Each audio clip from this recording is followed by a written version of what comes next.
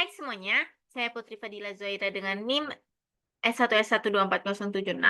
Pada kali ini saya akan melanjutkan tentang materi Red Hat di bab 2 pertengahan ini. Oke, jadi sekarang kita masuk ke menggunakan baris perintah. Jadi, tujuan dari baris perintah ini itu untuk menjalankan perintah. Jadi, kita menggunakan terminal untuk menjalankan perintah. Jadi, antarmuka teks Linux. Nah, yang pertama itu ada antarmuka teks Linux. Nah, sebelum layar itu menjadi umum pada komputer, output sistem operasi itu ditampilkan pada mesin tik otomatis yang terhubung ke komputer mainframe melalui saluran teleport. Nah, komputer modern itu menggunakan antarmuka teks untuk berinteraksi dengan fitur sistem. Antarmuka teks Linux secara teknis dikenal sebagai TTY, yang merupakan singkatan dari teletype. Jenis antarmuka ini umumnya disebut sebagai antarmuka baris perintah CLI. Nah, lalu kita masuk ke beberapa sesi login. Jadi Linux itu berjalan konsol virtual untuk memungkinkan pengguna memiliki sesi login independen. Konsol virtual ini juga disebut sebagai konsol TTY. TTY pertama menjalankan layanan GNOME Desktop Manager JDM, tempat kita masuk ke sistem saat kita masuk ke desktop GNOME. Sesi kita itu secara otomatis menempati TTY kedua. Nah, meskipun lingkungan grafis diaktifkan, kita itu dapat masuk ke mesin lokal kita dengan menggunakan konsol teks saja. Untuk menggunakan konsol teks saja, kita beralih ke TTY yang tidak terpakai. Misalnya kita tekan Alt plus Control plus F3 untuk beralih ke konsol virtual ketiga. Lalu, tidak seperti sesi desktop, sesi konsol itu tidak mengunci dirinya setelah periode tidak aktif. Jadi pastikan kita itu untuk menutup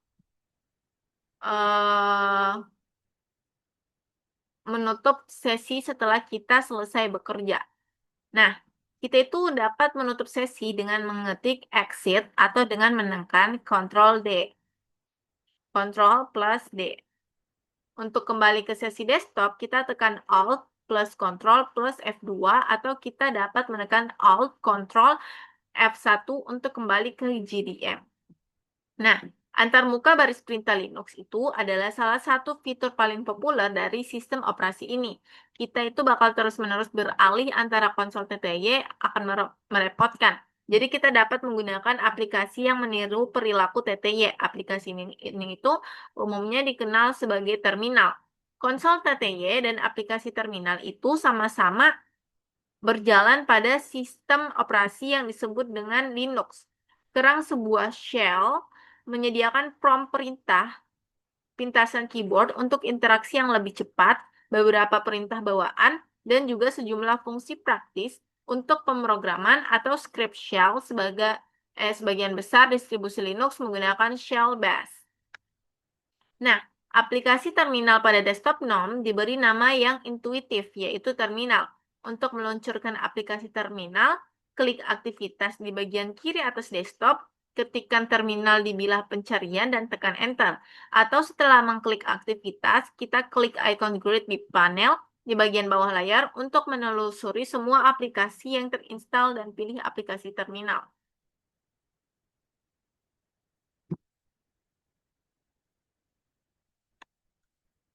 Oke, sabar, tunggu ya.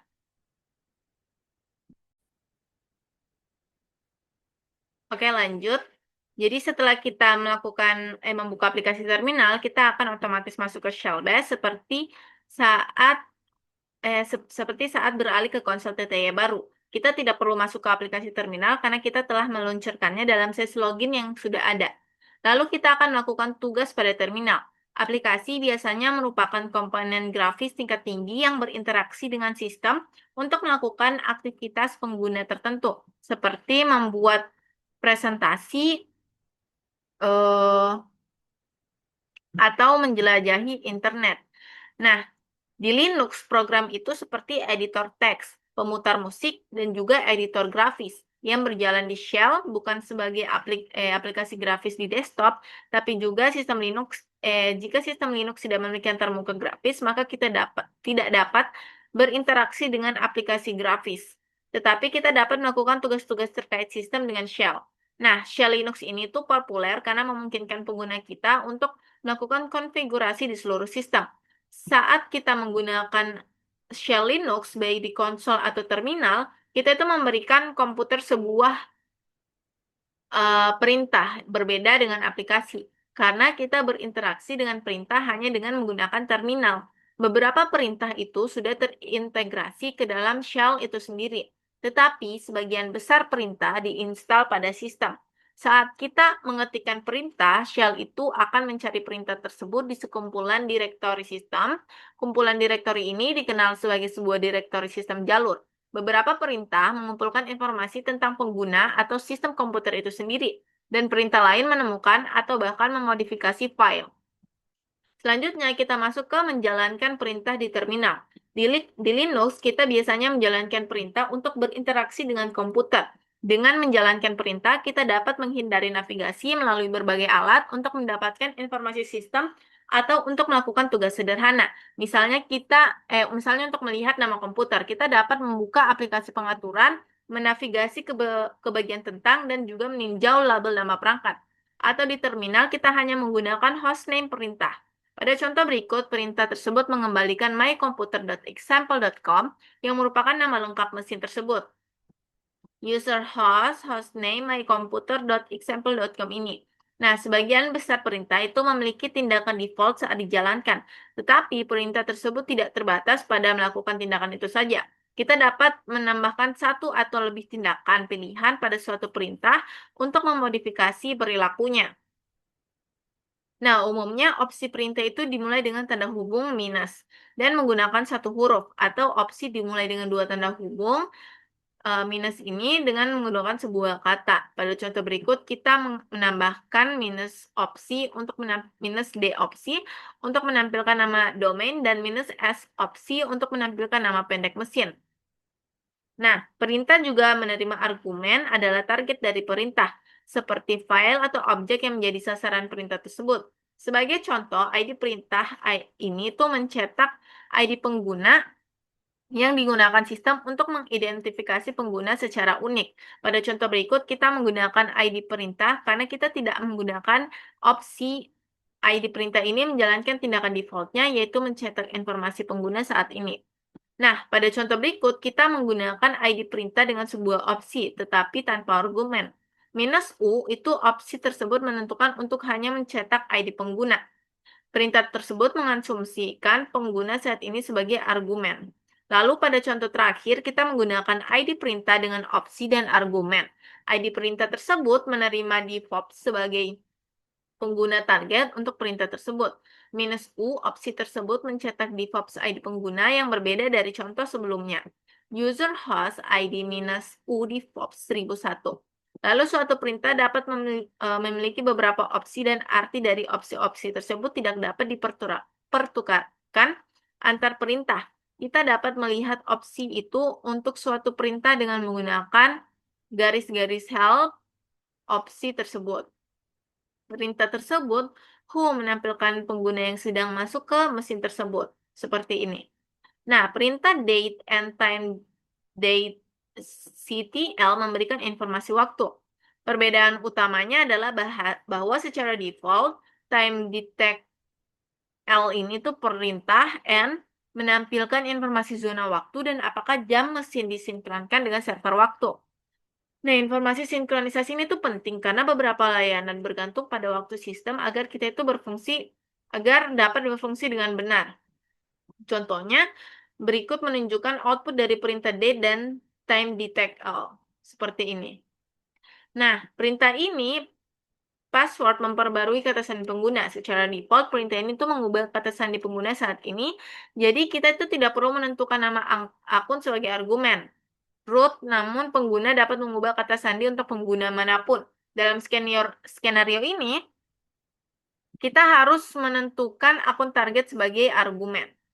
Lalu di penyelesaian tab dengan fitur penyelesaian otomatis, tab completion, kita tuh diminta program shell untuk menyelesaikan perintah dengan menekan tombol tab. Jika kita telah mengetik cukup banyak karakter sehingga kata perintah secara unik, maka shell itu akan menyelesaikan kata tersebut.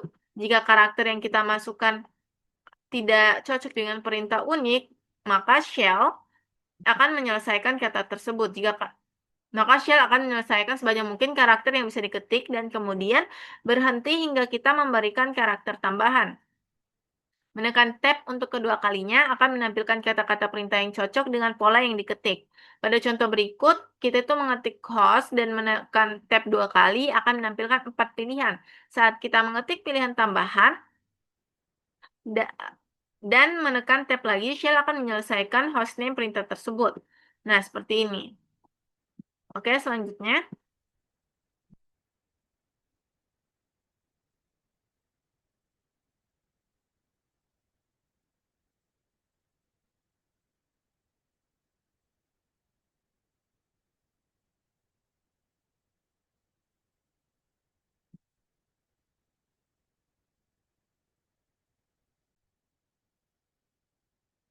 Oke, lanjut kita masuk ke latihan terbimbing menggunakan baris perintah. Jadi, akses shell Linux dengan menggunakan konsol virtual atau aplikasi terminal dan pelajari perintah untuk mengumpulkan informasi tentang sistem Linux.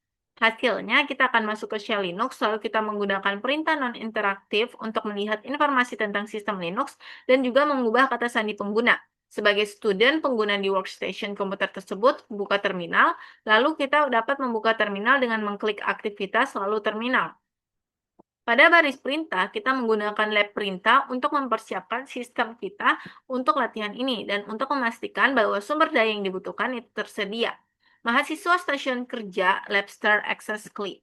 Instruksinya yang pertama itu kita lihat informasi tentang sesi login kita yang ini, lalu kita lihat tanggal waktu dan zona waktu saat ini, lalu kita lihat nama mesinnya, dan kita tinjau informasi tentang sistem operasi, kernel, dan juga perangkat keras. Kita gunakan fitur penyelesaian otomatis tab completion untuk menjalankan hostname ctl perintah. Ketik hostn lalu tekan tab, shell akan melengkapi hostname perintah, tetapi ini bukan perintah yang dimaksud. Kita akan meninjau saran dengan tekan tab 2 kali, ketik C, lalu tekan tab lagi, kemudian jalankan perintah. Sebagian besar informasi ini sama dengan informasi yang ditampilkan di bagian tentang pada panel kontrol nom.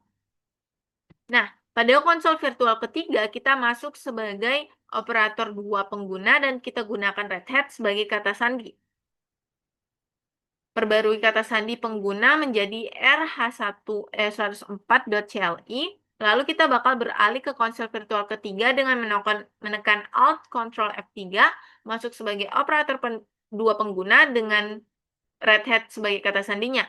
Lalu kita periksa passwordnya dengan bantuan perintah opsi --help atau -h, mencetak informasi tentang perintah itu sendiri. Termasuk opsi yang kita dapat gunakan itu untuk mengubah hasil perintah. Lalu kita perbarui operator 2 kata sandi pengguna menjadi rh104.sli. Lalu kita uji kata sandi baru dengan menutup sesi dan masuk kembali. Kita tutup sesi konsol virtual dan kembali ke sesi desktop. Kita tutup sesi konsol virtualnya, lalu kita kembali ke sesi desktop dengan menekan Alt Ctrl F2. Dan kita menyelesaikannya pada workstation machine, kita gunakan lab perintah untuk menyelesaikan latihan ini. Langkah ini tuh penting untuk memastikan bahwa sumber daya dari latihan sebelumnya tidak memengaruhi latihan yang akan datang.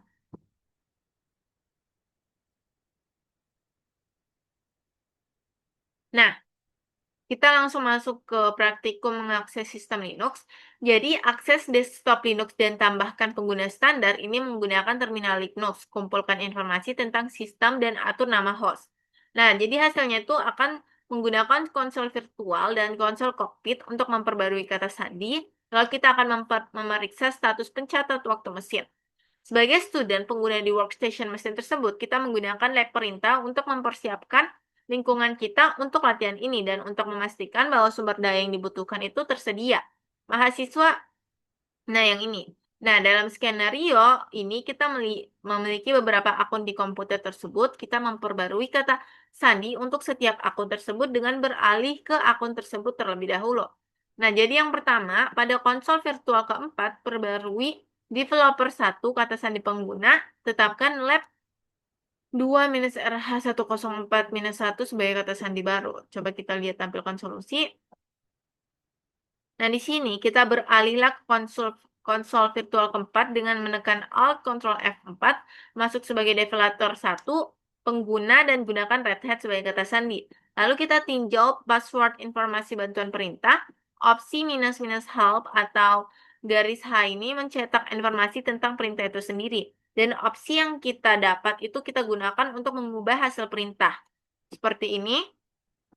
Lalu kita perbarui developer 1 kata sandi pengguna menjadi kata sandi ini dan gunakan Red Hat sebagai kata sandi saat ini. Nah, kita uji kata sandi baru itu dengan menutup sesi dan masuk kembali. Ini. Nah, lalu kita tutup sesi konsol virtual ini dan kembali ke sesi desktop dengan menekan Alt Ctrl F2. Nah, lalu kita lihat oh ini cuma ditutup. Lalu pada yang kedua, pada konsol kokpit kita perbarui developer 2 kata sandi pengguna. Kita tetapkan lab 2RH14 itu sebagai kata sandi baru. Kita lihat solusinya. Jadi yang pertama itu kita klik aktivitas di pojok kiri di atas desktop, lalu ketik dan pilih Firefox. Navigasinya itu ke sini, localhost, lalu kita autentikasi dengan menggunakan developer 2 sebagai nama pengguna dan Red Hat sebagai kata sandi, lalu kita klik masuk. Di panel sebelah kiri, kita klik akun developer 2, lalu kita klik atur kata sandi. Kita gunakan Red Hat sebagai kata sandi lama, masukkan lab 2RH104 sebagai kata sandi baru, dan kita konfirmasikan kata sandi barunya. Kita klik atur kata sandi. Lalu selanjutnya kita konfirmasikan bahwa developer 2 kata sandi pengguna telah diperbarui. Kita keluar dari konsol kokpit dengan mengklik sesi di pojok kanan atas, autentikasi dengan menggunakan developer 2 sebagai nama pengguna, dan lab RH104.2 sebagai kata sandi. Lalu kita klik masuk. Nah, lalu kita keluar dari konsol kokpit dengan mengklik sesi di pojok kanan atas, lalu kita klik keluar, lalu kita tutup jendela Firefox-nya. Nah, selanjutnya kita pastikan jam waktu mesinnya itu disinkronkan dengan server waktu. Oke.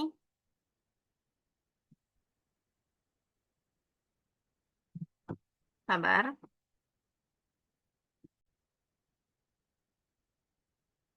Nah, kita lihat solusinya. Jadi di sini kita bakal periksa jam sistem dengan menggunakan data perintah tersebut. Lalu kita informasikan yang diberikan oleh date perintah tersebut tidak cukup untuk menentukan apakah jam sistem itu telah disinkronkan dengan server waktu. Lalu selanjutnya kita periksa jam sistem dengan menggunakan time detect L perintah tersebut. Nah, output tersebut menunjukkan bahwa jam sistem ini telah disinkronkan dengan server waktu. Nah, kita evaluasi sebagai student pengguna di workstation mesin tersebut, kita gunakan lab perintah untuk menilai pekerjaan kita. Perbaiki setiap kesalahan yang dilaporkan dan dijalankan kembali perintah hingga berhasil. Seperti ini, lalu kita selesaikan sebagai student pengguna di workstation mesin tersebut. Kita gunakan lab perintah untuk menyelesaikan latihan ini. Langkah ini penting untuk memastikan bahwa sumber daya dari latihan sebelumnya itu tidak memengaruhi latihan yang akan datang. Selanjutnya, nah, ringkasan dari bab 2 itu, Linux itu mendukung banyak pengguna secara bersamaan. Setiap pengguna itu memiliki direktori home pribadi. Linux itu memiliki administratif yang diwakili oleh root pengguna. Pengguna ini itu tidak dimasukkan untuk penggunaan reguler karena tidak memiliki batasan dalam memodifikasi atau bahkan menghapus konfigurasi sistem yang penting. Di beberapa lingkungan seperti virtualisasi atau komputasi awan, komputasi mungkin tidak memiliki antarmuka grafis. Kita dapat berinteraksi dengan Linux menggunakan antarmuka grafis atau antarmuka baris perintah. GNOME itu adalah lingkungan grafis bawaan di banyak sistem Linux. GNOME menyediakan sistem jendela yang mirip dengan banyak komputer desktop. Cockpit itu adalah antarmuka web yang dapat kita gunakan dari jarak jauh untuk menanyakan spesifikasi sistem dan bahkan menjalankan perintah. Kokpit itu menggunakan modul untuk berinteraksi dengan sistem operasi yang mendasarinya. Linux menggunakan konsol virtual yang disebut konsol TTY untuk menyelesaikan sesi login independen pada komputer yang sama. Nah, untuk menghindari pergantian konsol secara terus-menerus, kita dapat meluncurkan terminal tempat kita secara otomatis masuk dan dapat menjalankan perintah. Konsol dan terminal itu menjalankan shell Linux. Shell berinteraksi dengan sistem secara lebih efisien dengan menggunakan pintasan, perintah bawaan, dan juga pemrograman. Selanjutnya, kita masuk pada bab 3.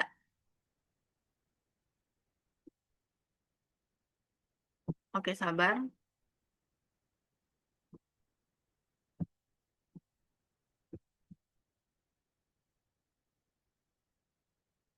Em,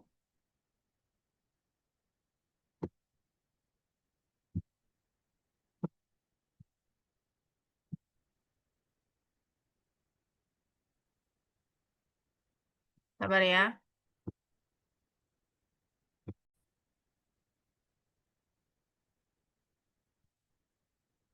Oke, kita lanjut lagi ke sini, ke bab 3. Wait. Nah,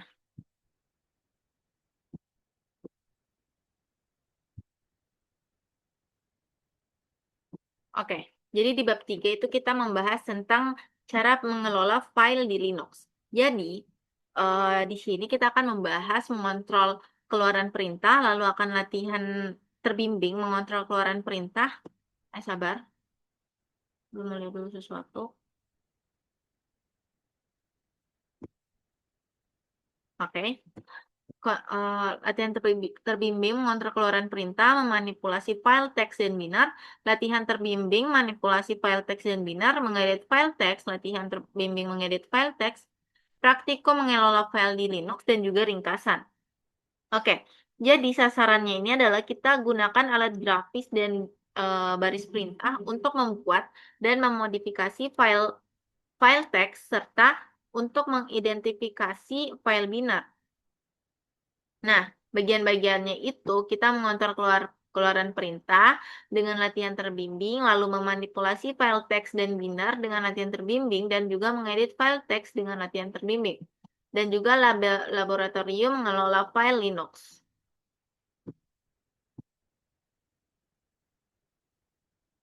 Sabar, aku mau periksa sesuatu dulu. Oke.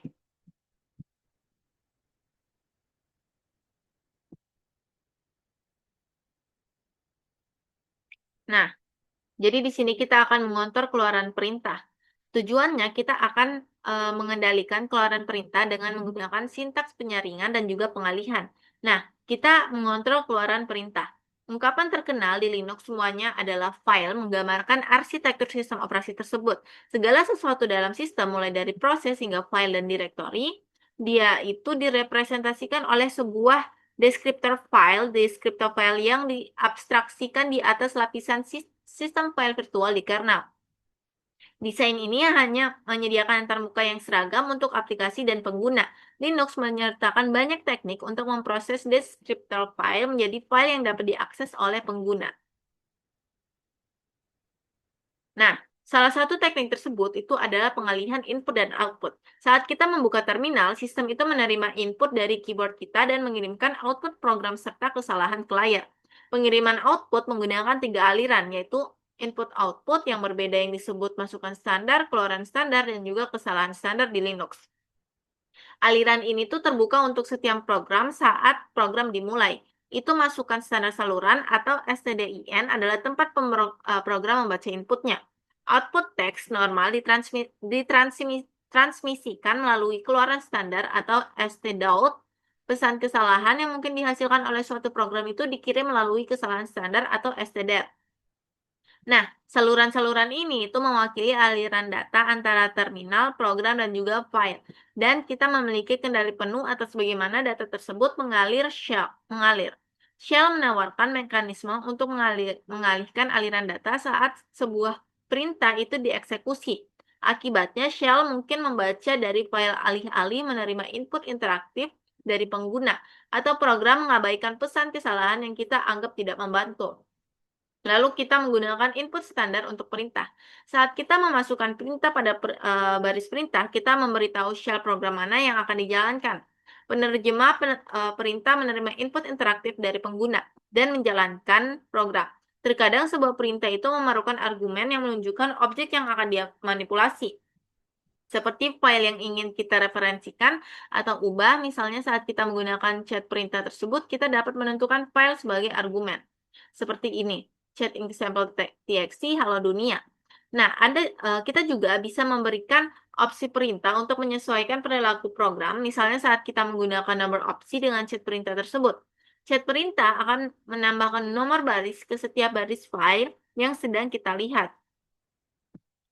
Yang ini. Nah, beberapa perintah memasuki mode interaktif ketika kita tidak memberikan argumen apapun dalam mode interaktif, perintah berjalan dan menunggu data melalui input standar. Misalnya, perintah chat.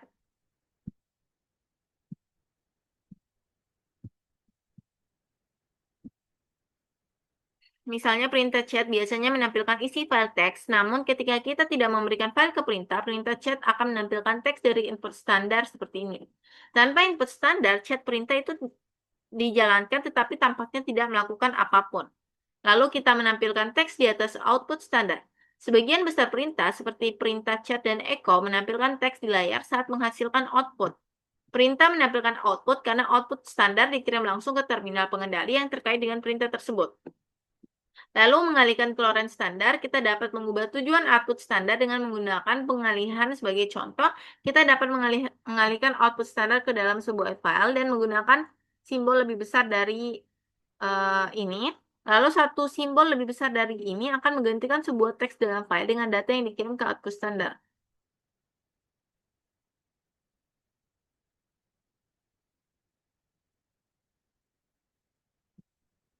Lalu ada dua simbol lebih besar dari yang ini, menambahkan data dari teks keluaran standar ke akhir file. Lalu kita juga dapat mengalihkan aliran dengan menggunakan deskriptor file numerik dan satu atau dua simbol lebih besar dari.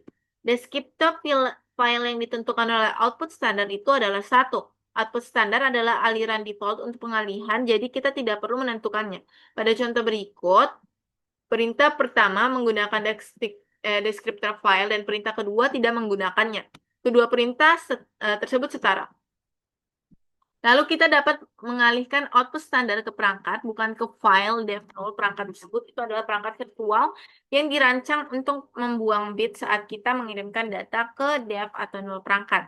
Perangkat tersebut akan membuangnya secara diam-diam. Pada contoh berikut, kita dapat mengalihkan output standar ke dev0 perangkat sehingga kita tidak melihat output apapun di layar.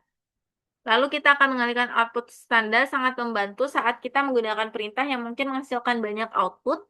Alih-alih meninjau output yang panjang dengan menggulir di terminal, kita dapat meninjau output perintah dalam file dengan menggunakan perintah less untuk paginasi, wc perintah untuk penghitungan karakter, dan sebagainya. Lalu kita lihat kesalahan standar. Kita hanya melihat pesan kesalahan standar ketika terjadi kesalahan, mirip dengan output standar, pesan kesalahan standar ditampilkan di terminal secara default. Karena output standar dan kesalahan mirip dengan output standar, pesan kesalahan standar